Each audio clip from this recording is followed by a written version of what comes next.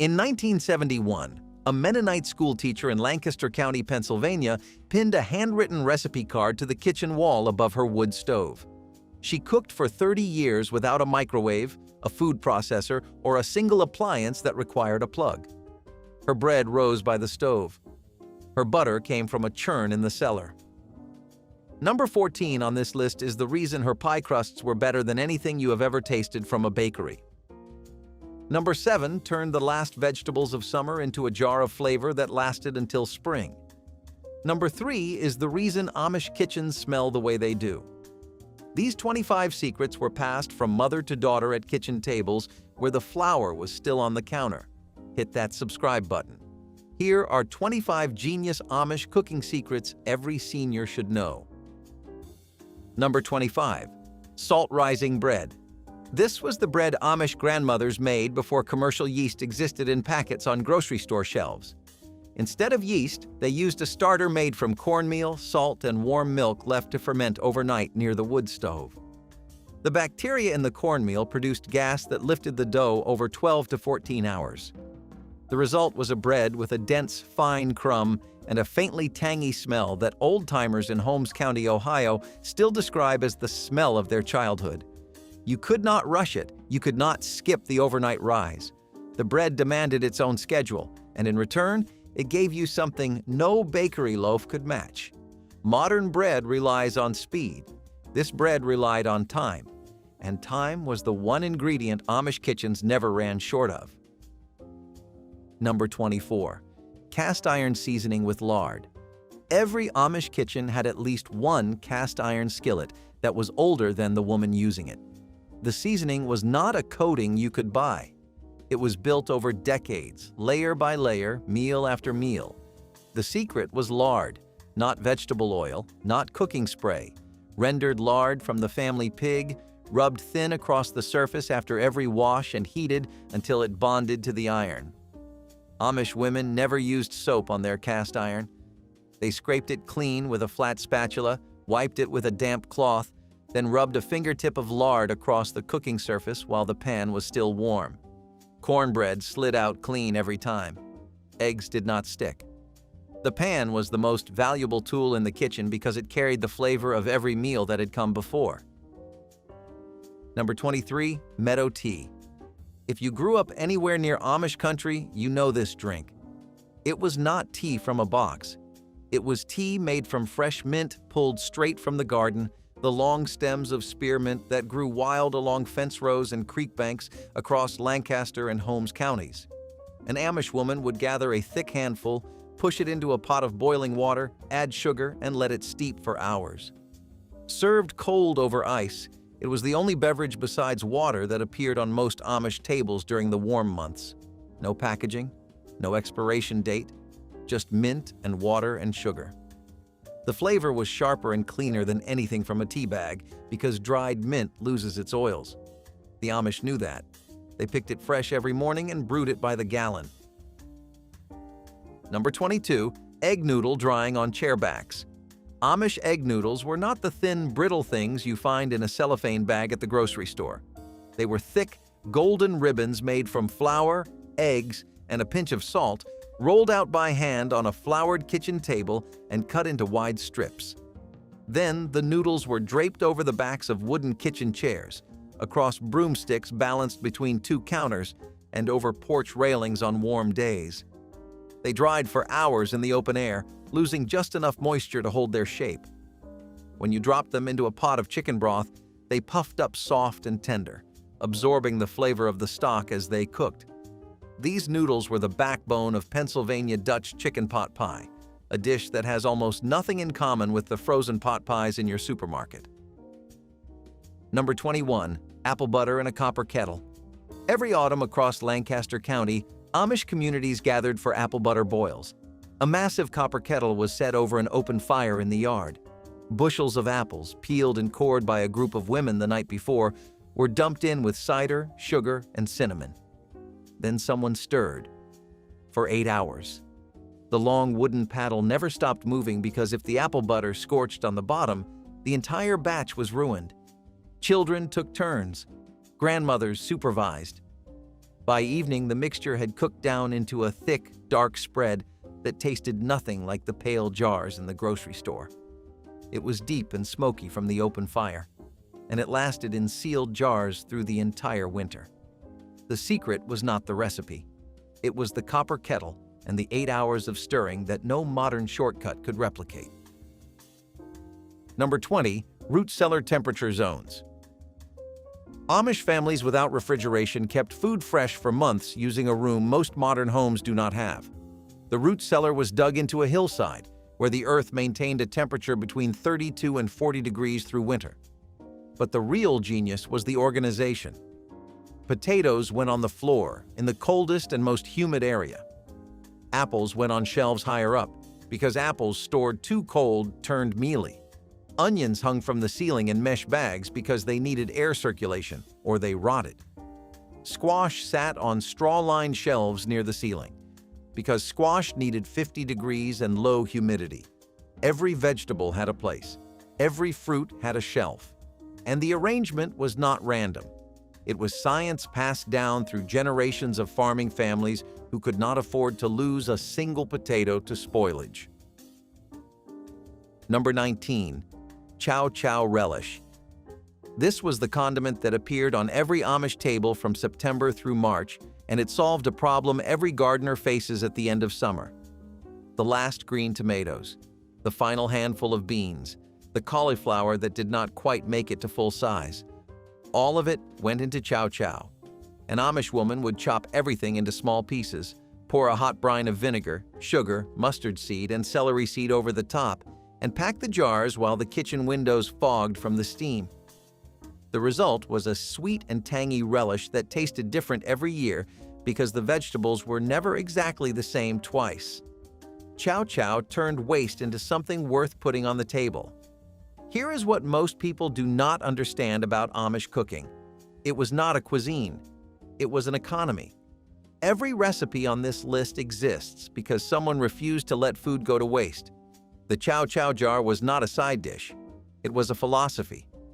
The idea that everything the garden produced had value, even the last crooked pepper on the vine, even the green tomato that never turned red.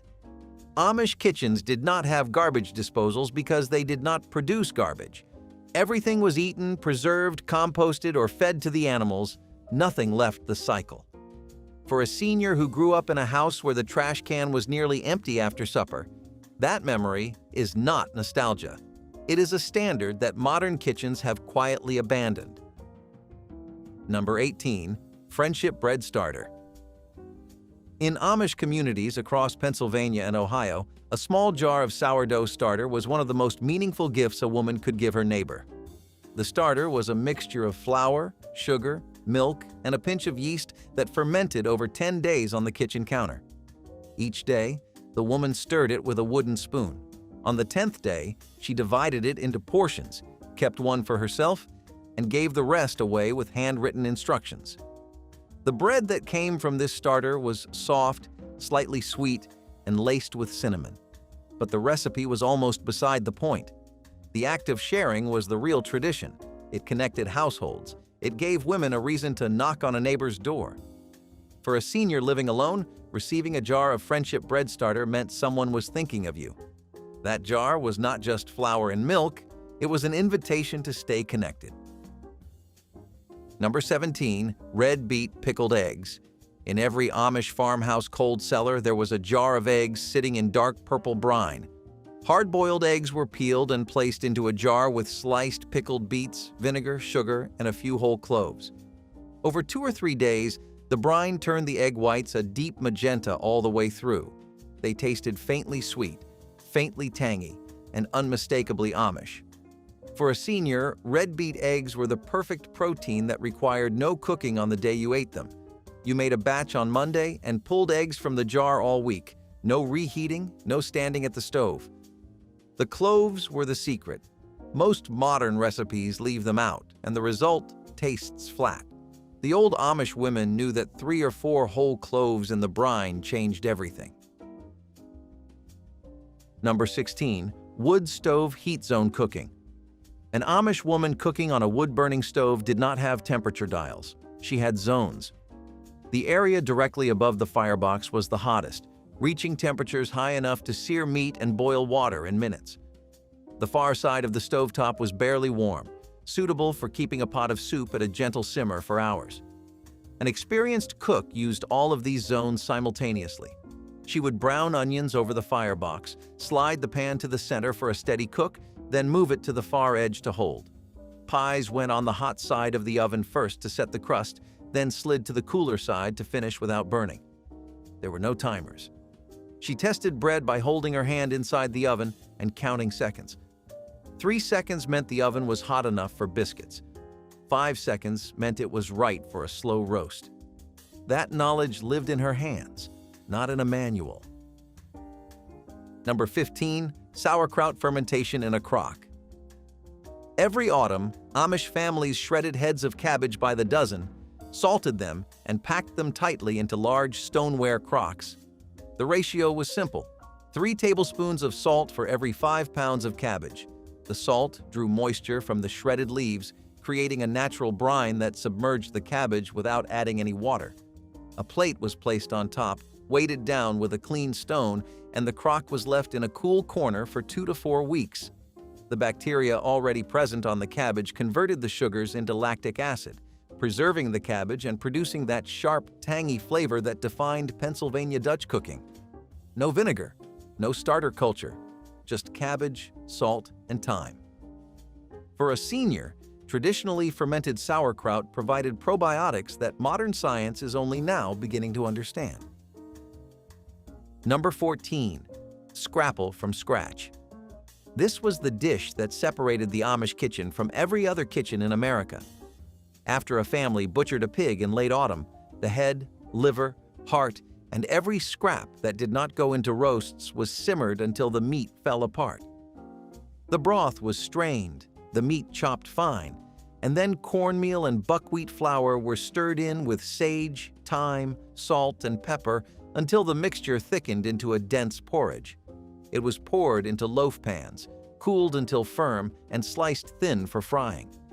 A slice of scrapple fried crisp in cast iron, golden brown at the edges and soft in the center, was the centerpiece of an Amish breakfast that fueled a full day of farm work. The secret was the cornmeal. It absorbed the pork flavor and gave scrapple its distinctive texture. Butchering Day was a community event, and the women who ran the scrapple pot were considered the most skilled cooks in the settlement. Getting the cornmeal ratio right, sensing the thickness by the way the spoon moved through the pot, these were things you learned by standing next to your grandmother for 20 years. For a senior who remembers the smell of scrapple frying on a cold November morning, that memory is tied to an entire world that has mostly disappeared from American kitchens. Number 13, chicken pot pie noodles. In Lancaster County, chicken pot pie does not mean a pie with a crust on top. It means a pot of chicken broth filled with thick, square noodles, chunks of potato, and shredded chicken, simmered until the noodles turn silky and the broth thickens from the starch. Every Amish woman made the noodles by hand. Flour, eggs, salt, and just enough water to bring the dough together. She rolled it out on the kitchen table until it was thin enough to see the grain of the wood through the dough, then cut it into squares the size of a playing card. The squares went directly into the simmering broth, releasing starch that turned the thin broth into something rich and almost gravy-like. This was not a recipe you measured. It was a recipe you felt. Too much flour and the noodles were tough. Too little and they dissolved.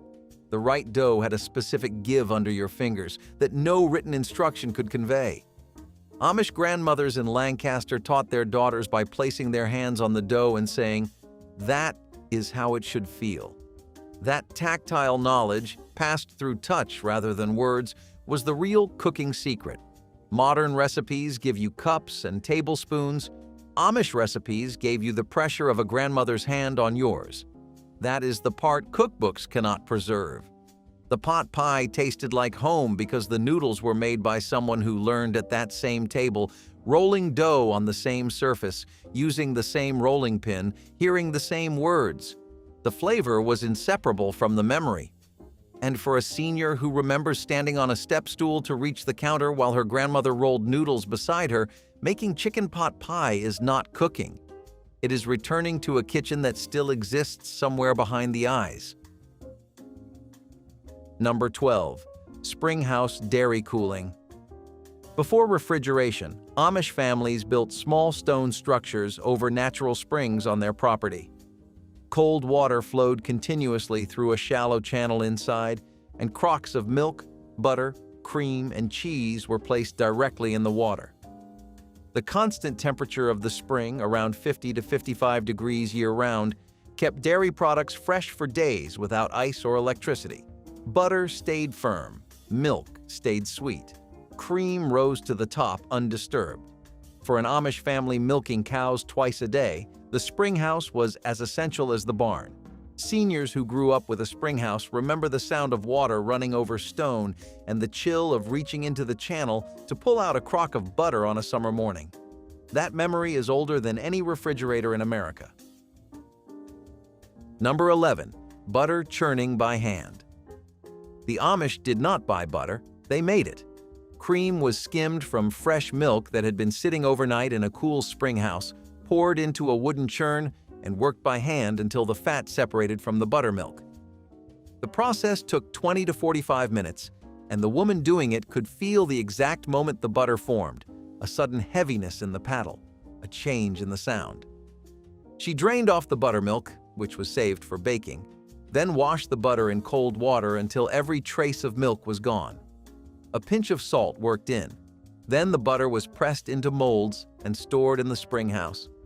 Amish butter had a deeper yellow color and a richer flavor than anything from a factory because the cows ate grass, not grain. You could taste the difference in every pie crust that came out of those kitchens. Number 10. Shoofly pie for breakfast. Most Americans think of shoofly pie as a dessert. The Amish ate it for breakfast alongside black coffee before a morning of farm work. The pie was made from the simplest pantry ingredients: molasses, flour, brown sugar, butter, and a basic crust. The bottom layer was a gooey pool of molasses, and the top was a crumbly streusel. There was no fruit, no cream, no eggs in the filling. It was closer to a coffee cake than a pie, designed to deliver energy to a body about to spend 6 hours in a barn. The wet bottom version, where the molasses stayed sticky beneath the crumbs, was the traditional Lancaster County style. Both versions kept for days on the counter without refrigeration because there was nothing in them that could spoil.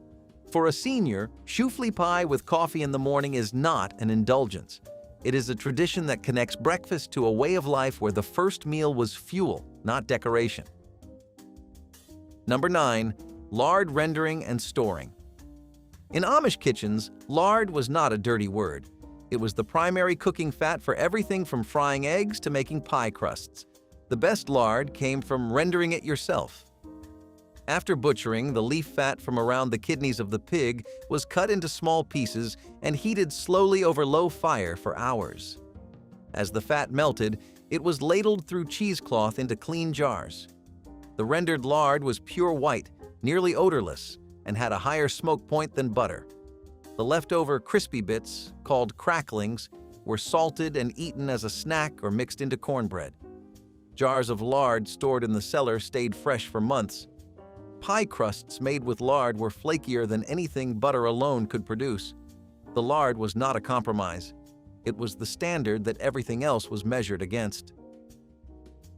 Number 8. 7-day sweet pickles. This was not a quick pickle. This was a 7-day commitment. On day 1, an Amish woman poured boiling water over whole cucumbers in a large crock. Each morning for the next 6 days, she drained the water, boiled it again with increasing amounts of vinegar, sugar, and spices, and poured it back over the cucumbers. The daily heat and soak cycle slowly transformed the texture from raw and crisp to firm and translucent, while the brine grew sweeter with each passing day. By day 7, the pickles were packed into jars with cinnamon sticks, cloves, and celery seed. The result was a pickle unlike anything you have ever bought in a store. Sweet, complex, with a firmness that crunched clean when you bit into it. For a senior, the 7-day pickle was a reminder that the best things in an Amish kitchen were never fast. They were faithful. Number 7. Dandelion greens salad. Every spring, Amish children were sent into the fields with baskets to collect dandelion greens before the plants flowered. The youngest, most tender leaves were the prize, picked early in the morning when they were still cool and slightly damp. The greens were washed, torn into pieces, and dressed with a hot bacon dressing made by frying chopped bacon in a skillet, adding vinegar and a spoonful of sugar to the rendered fat, and pouring the sizzling mixture directly over the greens. The leaves wilted slightly under the heat, and the dressing coated every surface with a smoky, sweet, tangy glaze. A sliced hard-boiled egg went on top. That was the salad. No lettuce, no croutons, no bottled dressing, just dandelion greens and bacon fat. The Amish ate this as a spring tonic after a long winter of preserved vegetables. They did not know the term superfood, but dandelion greens contain more vitamin A than carrots, more iron than spinach, and more calcium than broccoli. Your grandmother knew. She just called them weeds and told you to pick more. Number 6. Smoke curing meat without electricity. Amish families in Holmes County built smokehouses the way their ancestors did in the 1700s. A small stone structure with hooks hanging from the ceiling and a shallow fire pit on the floor. Hams, bacon slabs, and sausage links were hung from the hooks, and a small fire of hickory or applewood was lit below. The fire was kept low, barely smoldering, producing more smoke than heat. The meat hung in that smoke for days, sometimes weeks, slowly drying and absorbing the wood flavor until it was preserved well enough to hang in a cool cellar for months. The cold smoking method kept the temperature below 90 degrees, which meant the meat was cured by the smoke itself, not cooked by the heat. The result was a ham with a depth of flavor that no commercial smokehouse could match, because commercial operations finish in hours what the Amish took weeks to accomplish. Number 5. Soaking dried beans overnight. This sounds simple, but the Amish understood something about dried beans that most modern cooks have forgotten. Soaking was not optional. It was the difference between a pot of beans that cooked evenly and tasted creamy and a pot that stayed hard in the center. An Amish woman put her beans in a bowl of cold water before bed, and by morning the beans had doubled in size and released the complex sugars that cause digestive discomfort. She drained the soaking water, added fresh water, and cooked the beans low and slow until they were tender enough to mash with the back of a spoon. Amish grandmothers did not know the chemistry. They just knew that unsoaked beans caused trouble and soaked beans did not. For a senior on a fixed income, a bag of dried beans is still the cheapest protein in any grocery store, and the overnight soak is the secret that makes them worth cooking. Number 4. Canning tomatoes with the skin on. Most canning guides tell you to blanch tomatoes, peel them, and remove the skins before processing. Amish women in Lancaster County skipped that step entirely. They quartered the tomatoes, packed them tightly into jars with a teaspoon of salt, and processed them in a boiling water bath for 45 minutes. The skins softened during processing, melting into the tomato flesh over the following weeks. By winter, the skins had practically dissolved, adding body and pectin that made the tomatoes thicker than any skinless version. The time saved was enormous. Blanching and peeling a bushel of tomatoes took an entire morning. Skipping that step meant an Amish woman could process twice as many jars in a day. The skins also contained most of the lycopene, a nutrient linked to heart health. The Amish did not know the science. They just knew that leaving the skins on made the work easier, and the tomatoes taste better. Number 3. Vinegar pie from pantry staples. When the fruit was gone and the cellar was empty, an Amish woman made vinegar pie. The filling was nothing more than sugar, flour, butter, eggs, vanilla, and a few tablespoons of apple cider vinegar. Poured into a crust, it baked into a custardy filling that tasted faintly like lemon without any lemon in it. The vinegar provided the acid that mimicked citrus, and the sugar and eggs smoothed it into something sweet and rich. This pie existed because Amish families lived miles from town, because winter roads were impassable, and because running out of fresh fruit did not mean running out of dessert. Every ingredient was a pantry staple that lasted indefinitely. For a senior, vinegar pie is a reminder that Amish women were not limited by what they had. They were liberated by what they knew. Number 2, cream separation by gravity. Before mechanical separators existed, Amish families used the simplest law of physics to divide milk from cream. Fresh milk was poured into wide, shallow pans and placed in the springhouse. Over 12 to 24 hours, the cream rose naturally to the surface and formed a thick, yellowish layer on top. The woman of the house skimmed it off with a flat ladle, collecting it in a crock for butter churning. The remaining skim milk was used for baking, fed to the pigs, or turned into cottage cheese. Nothing was discarded. The secret was in the pans. They had to be wide and shallow because a deeper container slowed the separation. The milk had to sit completely undisturbed because any vibration mixed the cream back in. This process required no machine, no electricity, and no special skill. It required only stillness and patience. Number 1, bread dough by feel not measurement. This was the greatest cooking secret in any Amish kitchen, and it could not be written down. An Amish woman making bread did not measure flour. She did not use a thermometer to check the water. She added flour until the dough felt right under her hands. She tested the water against the inside of her wrist, the way you test a bottle for a baby. She knew the dough had risen enough by pressing 2 fingers into the surface and watching how quickly the indentation filled back in. This was cooking by instinct, built over decades of daily repetition. A young Amish woman might bake bread 4 or 5 times a week for 50 years. By the time she was a grandmother, her hands knew more about dough than any recipe book could contain. The flour changed with the seasons. Humid days required less water. Cold mornings required a longer rise near the stove. She adjusted for all of it without thinking, the way a musician adjusts to an instrument that is slightly out of tune. For a senior, this is the Amish cooking secret that matters most. It is the idea that your hands can know something your mind does not have words for, that the best bread in the world was never measured. It was felt. Number 21. Cornbread crumbled in buttermilk. In the hills of eastern Kentucky and the river bottoms of western North Carolina, this was called crumble in, or just something to tide you over. A wedge of leftover cornbread, cold or still warm from the cast iron skillet, crumbled into a tall drinking glass with cold buttermilk poured over the top. You ate it with a spoon. The buttermilk was sour and thin and turned the cornbread into something almost pudding-like after 2 minutes. Some families used whole milk instead, which they called sweet milk in those mountains. In 30 years of collecting oral histories from Appalachian families, food writer Ronnie Lundy found that not one person with mountain roots failed to mention this tradition. It was that universal. A box of cornmeal cost a dime in 1963. Buttermilk was free if a family kept a cow, and most farm families did. This was the evening snack for generations across those mountains, and the people who grew up eating it will tell you it remains one of the best things they have ever tasted. Cold leftover biscuits had their own logic in a southern kitchen. Breakfast biscuits were for the morning, but day-old biscuits were denser and slightly dried at the crust, better suited to cold butter and preserved fruit that made them an afternoon snack. You split them with your thumbs, never a knife. Cold butter went into the crumb and softened in seconds. Then a heavy spoon of fig or strawberry preserves from a mason jar put up in August.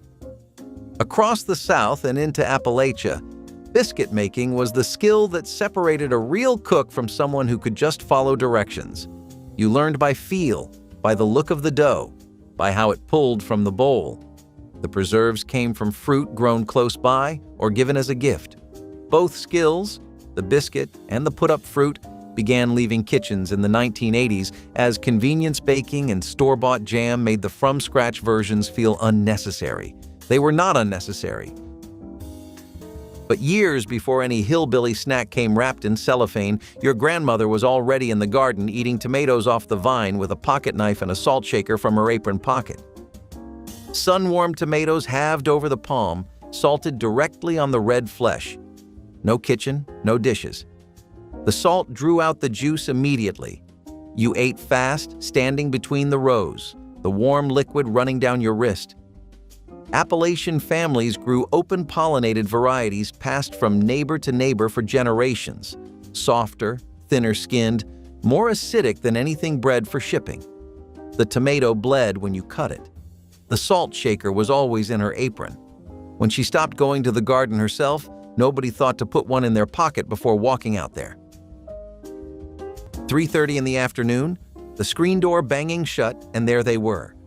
Celery sticks already filled and lined up on a plate.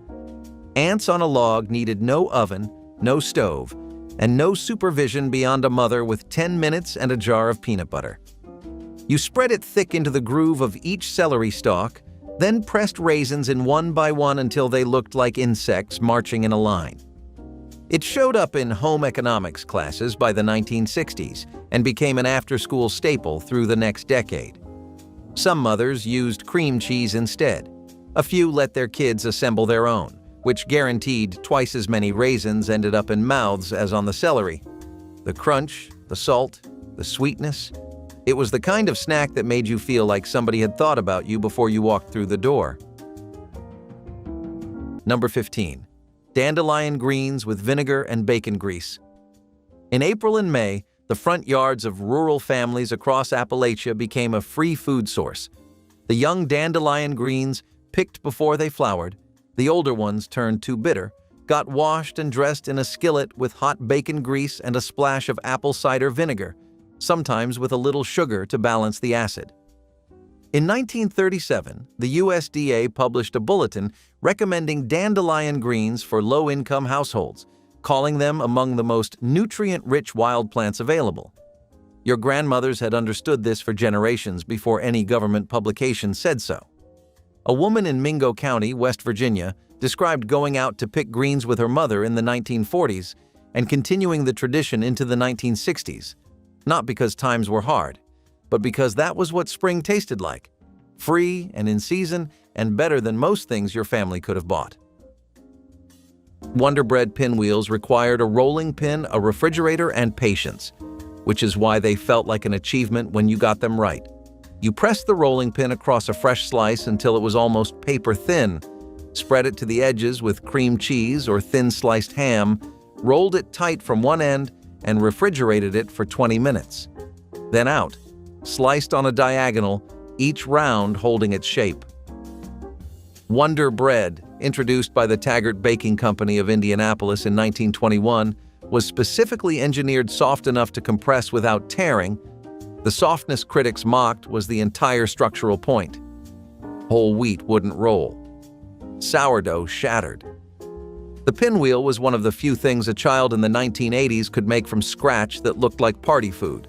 The technique required actual skill, feel for the right pressure, the right amount of filling, and once kitchens moved on, no one thought to teach it again.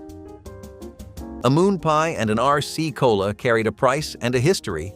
The marshmallow-filled graham cracker sandwich coated in chocolate or banana, paired with Royal Crown, cost under a dime apiece at the company store. The moon pie was created in 1917 at the Chattanooga Bakery in Tennessee when a traveling salesman visited a coal camp and asked what miners wanted. Something big, filling, cheap enough to eat on a break. They held their hands in a circle and described it the size of the moon. By the 1970s, every mountain child knew the ritual. One bite of moon pie, then a long pull of cold RC. The carbonation cut through the marshmallow in a way no other drink could match. Pepsi was wrong. Coke was wrong. RC was the one. Old men at the filling station did this the same way on a Tuesday in 1972 they had in 1952. When the company store closed and the stool went with it, the man who always sat there went too. The moon pie is still on the rack. The rest of it is gone. She started shaping it the night before, always the night before. The cheese ball was the centerpiece of every 1970s party table, and making one meant softening 2 blocks of cream cheese, folding in sharp cheddar, Worcestershire sauce, garlic powder, and sometimes diced onion. You mixed it by hand, formed it into a round the size of a softball, wrapped it tight, and chilled it overnight so the flavors settled. The next day, you rolled it in crushed pecans until every surface was covered and set it on a plate surrounded by Ritz crackers. Cheese balls in America trace back to 1801, when citizens of Cheshire, Massachusetts, presented a 1,200-pound wheel to President Jefferson. The 70s version was modest, but at every holiday gathering, every cookout, there it sat. The woman who brought the best one knew it, and everyone else did too. Nobody fought over recipes louder than they fought over whose cheese ball belonged at the center of the table. Number 23. Peanuts in a Coke bottle. Take a glass bottle of Coca-Cola. Drink a few sips from the neck to make room. Tear open a sleeve of salted peanuts and pour them straight in. Then tilt the bottle at 40 degrees and drink. That is a farmer's Coke. And the tradition goes back to at least the 1920s, when packaged peanuts first started appearing beside the soda cooler at Southern general stores. Workers in the fields of Georgia and Alabama poured their peanuts in because they had dirty hands and no time to stop and eat separately. A snack and a drink became one thing: sweet, salty, fizzy, crunchy. The peanuts stayed crisp in the Coke, and each sip brought one or two along. By the 1960s, this tradition had moved from the fields to the front porch to the baseball game. If you grew up in the South, you learned it by watching a parent. Not one advertisement was ever made for it. Some things are passed down because your family passed them to you, and that is enough. Before instant pudding packets made it a 5-minute job, stovetop vanilla pudding was something you watched someone make from scratch. Milk, sugar, cornstarch, a wooden spoon that never stopped circling the bottom of the pot. You stood at the stove because you were allowed to lick the spoon when it was almost done, and because watching the pudding thicken, going from thin and liquid to thick and glossy, was a kind of slow kitchen magic. By the 1980s, Jell-O instant mixes had taken over most households, but in some kitchens the pudding still came off the stove warm. You ate it straight from the pot before it reached a bowl. Hot vanilla pudding has a depth that the cold, set version loses entirely. The woman who made it that way understood that. She is gone now, and the pot sits unused in a cabinet somewhere. The cold biscuit with cane syrup needed no recipe, just a leftover cat head biscuit from morning, gone cool on the back of the stove, split with a thumb, filled with a slow pour of sorghum from a tin with a hinged lid. The biscuit soaked it from the inside out. You held it over the sink because it ran. Some families pressed butter in first, so it sealed. Sorghum came from the community press, boiled down in iron kettles every fall. Mountain families relied on it as their primary sweetener because sugarcane never grew at that elevation. By the time the 1970s came around, you could still find Dixie Dew syrup in some cabinets, the label claiming it gave a biscuit a college education, and old-timers found it funny and a little sad that you now had to buy what always came from a neighbor's press. The after-school ritual that needed no permission and no dish went quiet after that. That same butter from the cheese ball found its way into a saucepan the next morning, melted with brown sugar, corn syrup, and a pinch of salt until it bubbled into something golden. Homemade caramel corn started with plain popped kernels and a batch of stovetop caramel poured hot over the popcorn in a roasting pan. You stirred it with a wooden spoon, then slid it into a low oven, 250, for a full hour, pulling it out every 15 minutes to turn it. The baking soda was the secret. Half a teaspoon whisked into the caramel right before pouring made the coating puff up light and crisp instead of turning hard as glass. Families folded and roasted peanuts at the end, their own version of Cracker Jack, years before it came in foil bags at the convenience store. A pan cost less than $1 in 1973 and fed a living room full of kids without a single complaint. Number 16. Raw potato slices with salt. A potato pulled from the root cellar, rinsed, sliced thin with a paring knife, laid out on a plate, and salted. If you grew up in farm communities across the Plain States, Nebraska, Kansas, Missouri, raw potato slices were the simple, free snack that appeared when everything else was put away and supper was still 2 hours out. Children ate them standing at the kitchen counter. The potato tasted starchy and faintly sweet when truly fresh. The salt brought out something that tasted almost buttery. No cooking, no heating, no waiting. A 10-year-old could make this in under 3 minutes. Potatoes kept in the root cellar from October through February, the most reliable thing in a house where other items ran out. A 10-pound bag of potatoes cost 49 cents in 1963. That is a month's worth of afternoon snacks for almost nothing. Nobody wrote this down as a recipe, and if your grandmother made it, she didn't need to. Chocolate milk made with Hershey's syrup was never just chocolate milk. It was a ratio, and everyone who grew up making it had their own and was willing to argue about it. You tilted the squeeze bottle, counted to a number, and stirred until the dark pool at the bottom lifted. Stop too soon, and you'd drink thin milk, then hit pure sweetness at the end. Hershey's syrup had been sold in tin cans since 1926, but in 1979 the company switched to the plastic squeeze bottle, the only version every 80s kid knew. The school cafeteria's chocolate milk was too uniform. The kind you made at home had variation, and you learned to correct for it pour by pour. Most kitchens don't keep a squeeze bottle anymore. The muscle memory for the count has gone quiet. Peanut butter and Caro syrup fudge was made in a bowl without a stove, a thermometer, or much patience. Spoon peanut butter into a bowl, pour Caro corn syrup over it, stir until it stiffened into a dense, sticky mass that held its shape when you pinched off a piece. That was the candy. Hard in the refrigerator, soft in a warm kitchen, eaten off the fingers or rolled into balls and dusted with powdered sugar. Mountain women called it poor man's fudge, which was accurate. Real chocolate fudge required a candy thermometer and cream, neither guaranteed. Caro and peanut butter were always in the cabinet.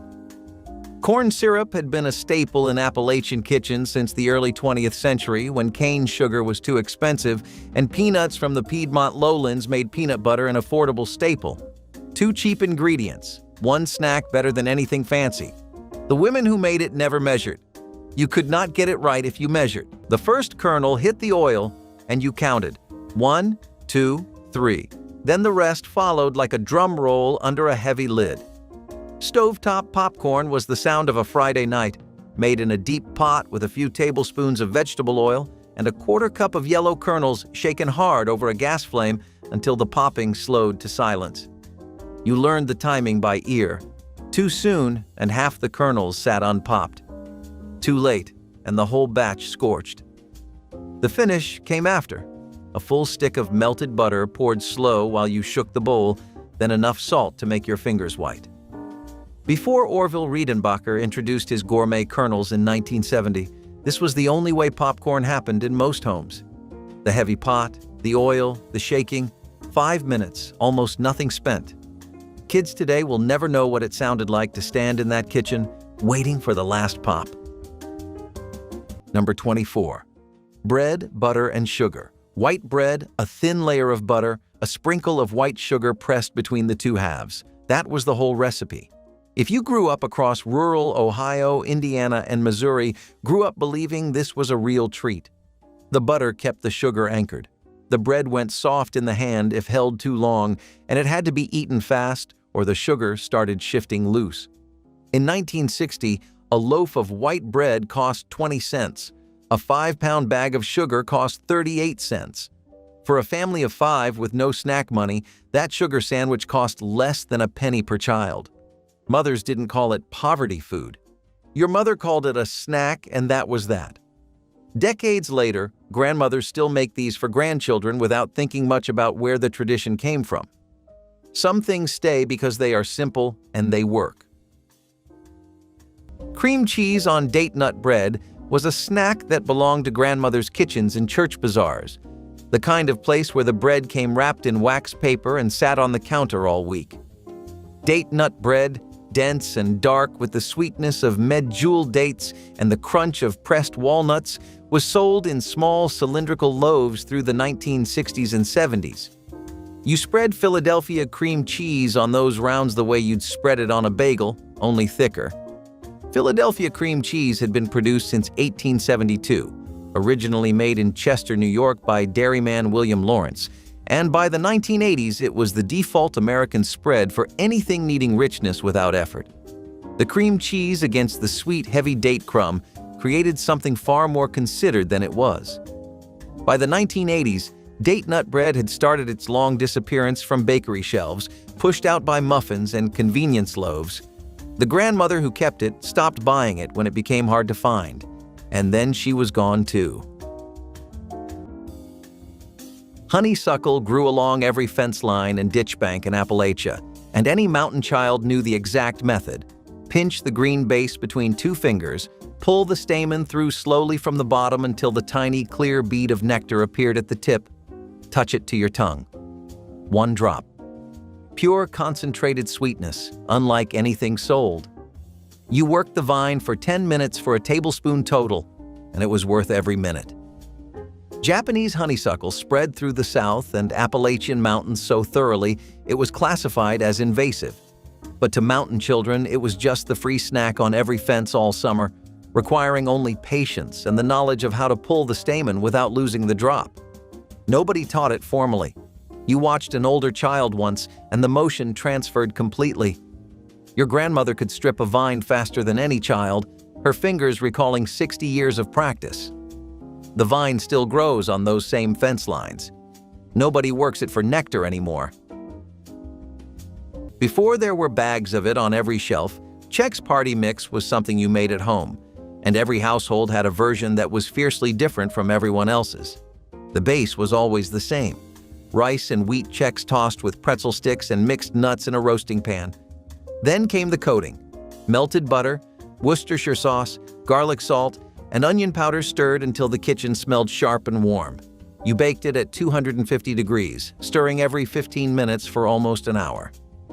The recipe ran on the back of the Chex box starting in the late 1950s, but by the 70s, every mother had her own adjustments: a splash of Tabasco, a handful of sesame sticks, a dusting of seasoned salt that made hers the one people asked for at church potlucks. You knew whose batch you were eating without being told.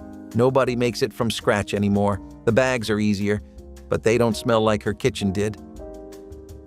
Number 17, cinnamon toast in the oven.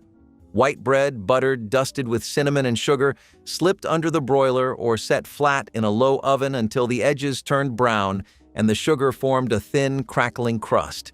The smell that came out of that oven reached every room in the house and brought you running without being called. In the farmhouses of southern Missouri and the small towns of western Tennessee, this was the Saturday afternoon snack, the one that meant there were a few spare minutes and enough sugar left in the canister. A loaf of bread cost 20 cents in 1965. The cinnamon lasted months. The whole thing was done in under 10 minutes and required nothing that wasn't already in the house. What you remember from those days isn't the recipe. They remember the smell, the sound of that sugar crust breaking when they bit into it, the warmth in their hands on a cold afternoon, the crust and the smell. That was childhood. Ants on a log sounds like something a camp counselor invented on a dare, but from the 1950s onward, it was the snack that taught American kids that cooking could mean assembly, not heat. You split a celery stalk, dragged a butter knife heavy with peanut butter through the groove until full, and lined the raisins up one by one, never dumping them, always placing, because the spacing was the whole point. The Oxford Companion to American Food and Drink traces the name to a Minneapolis Star-Tribune article from February of 1959, where a family described it as something children had started making themselves. The Girl Scouts had a version in their cookbooks as far back as 1946, though they just called it celery sticks. What the name added was theater. By the 1980s, it had moved from summer camp to every kitchen in America, every kid making it the same way. Deliberate raisin placement, as if rules existed. They did. Nobody wrote them down. Cracklins in a paper bag were not pork rinds, and any mountain child would tell you so without blinking.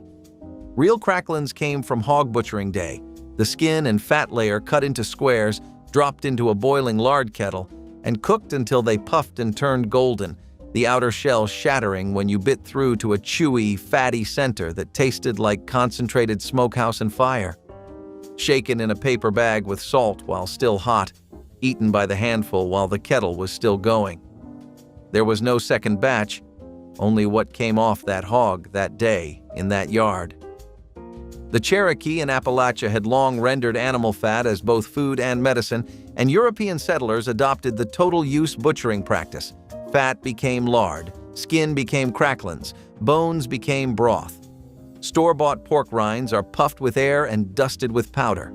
Cracklins were dense, dark, bitter at the edges where the fat caramelized against the iron. The women who knew how to render them slow are mostly gone. The kettle rusted. Nobody admitted it was just 2 ingredients. That was the unspoken agreement of every 1970s party. You brought the dip, someone complimented it, and you accepted the praise like you'd spent hours in the kitchen. Lipton onion soup dip was 1 envelope of dried soup mix stirred into a pint of sour cream, chilled, and set out with ridged potato chips. Kraft printed the recipe on the packet in 1958, calling it California Dip, and within a decade it was the most popular dip in America. By the 70s, it showed up at every barbecue, every card party, every Super Bowl gathering, always in the same ceramic bowl, always with ruffles strong enough to hold a loaded scoop. Some women added a spoonful of mayo, others folded in chives. The base never changed, and the compliments never stopped. The pre-made dip aisle killed it, but the jar version never tasted the way hers did, and everybody knew it. Number 22. Saltine crackers and milk. A handful of saltines broken into a bowl, warm milk poured over the top, a pinch of sugar if the mother was feeling generous. The crackers soaked up the milk and turned soft enough to eat with a spoon. If you grew up in Milltown households across New England and rural Pennsylvania, a variation on bread and milk for families who kept saltines in the house and sometimes ran short of bread. In the 1960s, a box of saltines cost about 23 cents. A quart of milk was 25 cents. That is an afternoon snack for a family of 4 for under 50 cents. Children in the textile towns of the Piedmont called it stewed crackers. Some families added a little butter while the milk was still warm. The crackers dissolved at the edges first, leaving a thick paste at the bottom of the bowl that tasted better than it had any right to. No stove required, no pots to wash. Those were the 2 best qualities a snack could have. Peanut butter and banana on Wonder Bread was the everyday version of something Elvis Presley had made famous by frying. But in the 1980s, most kids ate it cold and unadorned, pressed flat before being cut into rectangles, never triangles. You spread the peanut butter thick enough to hold the banana slices in place, laid them in a single layer, and ate it standing at the counter before the bread had time to go soggy. The banana had to be ripe but not soft. A soft banana turned the bread wet in minutes, and you learned that by ruining one. Presley's documented preference was for his version fried in butter with bacon and honey, a recipe associated with his childhood in Tupelo, Mississippi. The cold version your mother made after school had none of that richness. What it had was speed, and it was ready before you'd finished dropping your backpack on the floor. Peanuts in an RC Cola was the one ritual every mountain kid performed without being taught. Tilt the bottle slightly, pour the salted peanuts past the neck, feel them hit the cola and fizz up in a sweet salt cloud, then drink. The peanuts sank, then floated. Then you got both at once, cold carbonation and soft beer nut richness that no store ever packaged together because nobody needed to. RC. Cola had deep roots in Appalachia. Royal Crown spread through the mining towns and hollows long before convenience stores arrived. The miner's cola, the working man's 79-cent choice. The peanuts were Lance or Tom's, picked up at the register. Nobody told you the ratio. You watched someone do it once, your father, your uncle, some older boy at the filling station, and you knew. Your grandmother did it the same way her mother did. When she stopped being there to do it, nobody reached for those peanuts the same way anymore. At every Thanksgiving spread, every Christmas Eve buffet, every funeral repast in the 70s, a relish tray held its place at the edge of the table, and stuffed celery was always on it. The filling was softened cream cheese beaten smooth, folded with chopped pimento-stuffed green olives and a little of the olive brine for sharpness. You spooned it into the curve of each stalk, then lined them up between carrot sticks and radish roses, the crunch of the celery against the tang of the olives, cold, crisp, and gone before the turkey was carved. Making the relish tray was the job of whoever arrived first, and the women who did it took quiet pride in how neatly the celery was cut, how evenly the filling sat. It was never the star of the table, but its absence was always noticed. The relish tray itself has all but vanished now, and the stuffed celery went with it. Number 20. Lard and sugar bread. An open-faced slice of white bread spread with rendered lard and sprinkled with sugar. If you grew up in farm communities across Iowa, Illinois, and the hill country of Arkansas, this was the dessert that appeared when there was no dessert. The lard was always in the house because families kept their own hogs or bought it in 5-pound cans. Sugar cost about 8 cents a pound in 1965. Spread thin on lard-coated bread, a teaspoon of sugar went far and tasted richer than it had any right to. The lard kept the sugar from sliding off and melted slightly against the warmth of a hand. Historian Richard Willis recalled eating these on a Depression-era farm in Iowa, but the tradition carried well into the 1960s in households where the lard bucket never left the stovetop. Bread, fat, sugar.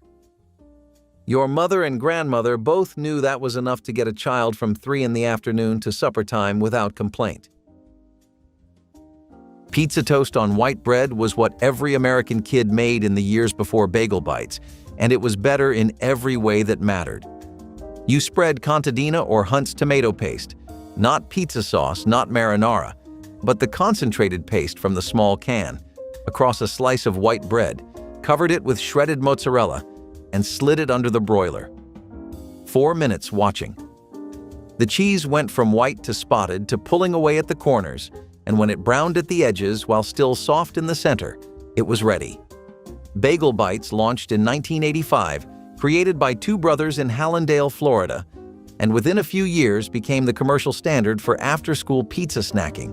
Before that, the pizza toast was what you made yourself, how much paste, how thick the cheese, whether to shake oregano from the jar above the stove. The homemade version didn't disappear because it was inferior. It disappeared because the commercial one required no watching. Cheese straws carried the kind of heat that crept up slow, cayenne hidden inside a buttery shell that shattered the second you bit down. The dough was sharp cheddar grated fine, cold butter worked in by hand, a cup of flour, and enough cayenne to give it bite without making anyone reach for water. You rolled it thin, sliced it into narrow strips with a pastry wheel, and baked at 350 until golden, something between a cracker and a shortbread, but entirely savory. The recipe dates to the 19th century in the American South, where cheese straws appeared at everything from afternoon teas to wedding receptions. They hit their stride in the 1970s when finger foods ruled every party. A good batch stored in a tin for a week and still snapped clean when you broke one. The women who made the best ones never shared the exact amount of cayenne. You asked, they smiled, and they changed the subject. Number 18. Peanut butter on saltines. A jar of peanut butter, a sleeve of saltines, a knife or the back of a spoon. In 1965, a jar of Skippy peanut butter cost 79 cents. A box of saltines cost 23 cents. Together, they provided a week's worth of after-school snacks for under $1, which made them the reliable default in households from rural Ohio to the farms of western Kansas. The cracker had to be firm enough to hold the peanut butter without snapping, and if 3 saltines were stacked, they could be carried in one hand without losing any. If you grew up eating these, you probably still make them today without ever thinking to call it anything but a snack. No plate needed, no preparation beyond opening 2 packages, a box of crackers on the table, and a jar of peanut butter beside it. That was your whole afternoon after school. Frozen orange juice popsicles made in ice cube trays with toothpicks came out of the post-war American kitchen, where the chest freezer was new and the idea of making your own frozen treats was still a genuine discovery. You poured diluted Minute Maid concentrate into each slot, 1 can concentrate, 3 cans water, pressed a flat toothpick into the center, and carried the tray level to the freezer. The trick was the toothpick standing straight before the juice started setting. Minute Maid had introduced frozen concentrated orange juice commercially in 1946, a technology developed during World War II to ship juice to troops overseas without spoilage, and by the 1980s it sat in nearly every American freezer. Otter Pops and Fudgsicles were the commercial replacement, cheaper, already frozen, but they tasted like approximations. The toothpick version tasted like what you'd poured into a glass that morning. The real thing, just colder. Number 14, molasses on biscuits. A biscuit split in half, a pour of sorghum molasses into the open face of the bread, folded and eaten over the sink because it dripped. In the southern mountains, sorghum was sometimes called the poor people's sweetener, and that was accurate. A family in Harlan County, Kentucky could produce their own sorghum from a small plot of cane, and a quart jar of thick, dark syrup was worth more than most store-bought sweets. The molasses soaked into the soft biscuit quickly and had to be eaten fast before it ran. If you grew up in those mountains, you ate these before school and again when you came home in the afternoon. The biscuit cost almost nothing if a family used their own flour and lard. The sorghum was often bartered, grown locally, or carried from the general store for about 15 cents a quart in 1963. That was your whole season of cold afternoons. Number 13, cracklin' bread bites. Cinnamon toast made under the broiler is not the same as cinnamon toast from a toaster. And if you grew up in a kitchen where someone made it right, you already know that. You laid the bread on the oven rack, spread butter heavy enough to pool in the center, covered it with white sugar, and shook cinnamon over until the color looked right. 30 seconds under the broiler was the difference between a crackling amber crust and a scorched disaster. You watched through the glass. When the sugar bubbled and darkened at the edges, you pulled it out. The broiled method came from Depression-era kitchens where the oven was already on, and it made its way through the decades as the version your mother made when you came home sick from school. The toaster version tastes like seasoned bread. The broiled version tastes like caramelized sugar, a slight char at the crust, butter soaked into every pore. The instinct to use the broiler this way has nearly vanished from American cooking. Try one of these this week. Render a tablespoon of lard and season your skillet. Soak a bag of beans overnight and cook them low until they turn creamy. Pick the mint from your yard and brew a pot of meadow tea the way they do in Lancaster. Then sit at the table. Not the counter, not the couch. Set a plate. Eat slowly, because that is how it was done in every Amish kitchen where these secrets were born. These women did not cook fast. They cooked well. They did not measure. They felt. They did not waste a single leaf of cabbage or a single drop of rendered fat. Tell me in the comments which one your grandmother already knew. I want to know if the scrapple gets more love than the choufle pie. I want to know if anyone else remembers noodles drying on the backs of kitchen chairs, because these were never just cooking tricks. They were a way of life built on the belief that food deserved patience, that nothing should be wasted, and that the best meals were made by hands that had been doing it so long they did not need a recipe anymore. That handwritten card on the kitchen wall in Lancaster is still there. The ink has faded, but the wisdom has not.